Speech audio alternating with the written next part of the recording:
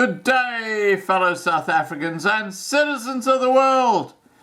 And I have to tell you that if things come off this week, we're going to have some amazing live streams, okay? I'm going to say no more than that. We're still working on them.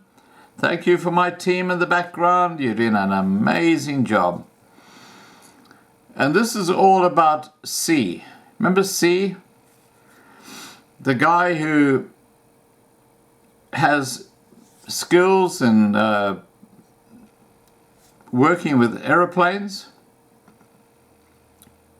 Well, we had a huge response to that, and I sent him a whole lot of emails, and I think that he's going to find a solution there. But he did send me this update, which I want to tell you. And he says, "Thank you for all the emails. I would like to share a short version of what my life in South Africa has been like, and how one's dreams can come to an end because of colour." Get that? BE! Racist ANC policies. That's what it is. And he says, C says, "I have always been a patriot towards South Africa, but today I cannot even bring myself to respect this country. This country is no longer a country of discipline and honour.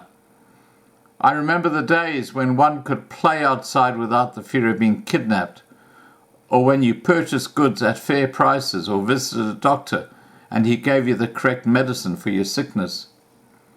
In 1991, I qualified as an aircraft mechanic with petrol and diesel mechanic as a second qualification. I was retrenched by the then South African government in 1992 to be replaced by the military wing of the ANC.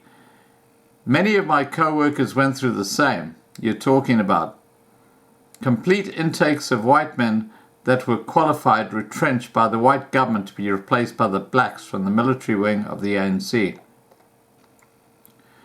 My dreams smashed to bits at this point. Everything became about survival, so I began my life as a mechanic in 29 years of ups and downs with lots of experience accumulated. It's a battle in South Africa, and even 29 years later I was retrenched and replaced by a black man in my last position at MAN Truck and Bus, currently unemployed and at desperate doors. I wrote you not to receive any handouts, but to try to find a way that I could follow to at least give my daughter an opportunity of fairness. This she will not receive in South Africa." Now, let's understand, his daughter is just 7 years old.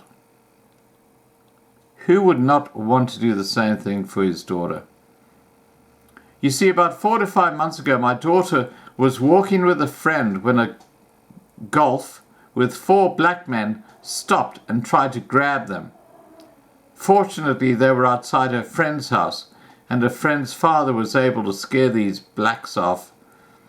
It was reported to the police, and till today, nothing has been done, and zero feedback. And looking at the way South Africa is, amount of people being murdered and raped, and it's never going to stop unless war breaks out. But this will not suffice. White South Africans, we might talk big, but we are outnumbered and outgunned, and it would just be a mass murder. This is the reason why any ideas or methods or routes that one can take to exit Africa is appreciated. I love your YouTube channel. It shows the honesty and letting people know, making them aware what might create a change, but that can only happen when people start calling it out and showcasing the wrongs. All we can do is hope and pray. Now, first of all, C, I want to say the word hope is what we're talking about, because I have learned a heck of a lot with this YouTube channel by talking to people.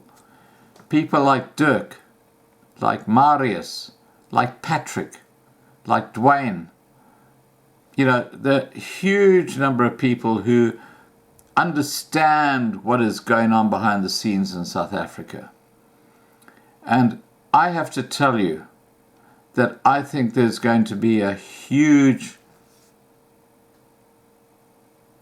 evolution in South Africa. Huge, absolutely huge. And that's why I'm absolutely, without any question of doubt, saying to people in South Africa, regardless of skin color, but in particular the minorities who have been targeted, have a plan B. And that's why I'm advocating for Saitlanders, because they have a plan B. All you have to do is be part of the organization and you are part of the plan B. Just be sure that you prep in terms of what they recommend. I'm going to put their link for joining directly below this video so you can do that. But let's get back to the story here.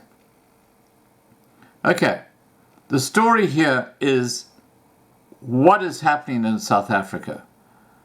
I've just watched a video from Buralishion, and I'm really hoping that I can get General Isaac, into a live stream with other people. We're working on this in the background at the moment because this fracturing of organizations has got to stop. They've got to start working together. And I'm talking about ULA, USAC, Saitlanders, AfriForum, all these different groups. They've got to start working together. There's one famous comment that's on the old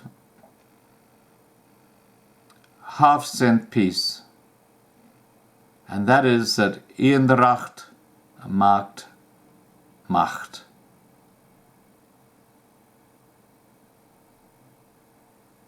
Think about it. Eendracht maakt Macht. All right, guys, look, we got some things happening in the background. I've got some pretty amazing people that I'm hoping to interview in the next few days on live stream. I can't say too much about it until we've actually cemented it down, because you know what it's like. Until you got to cement it down, you don't talk about it. All right, guys. Please subscribe to this channel. Please make sure that you ring the bell. Please make sure that you like this video. And above all, be safe. Bye for now.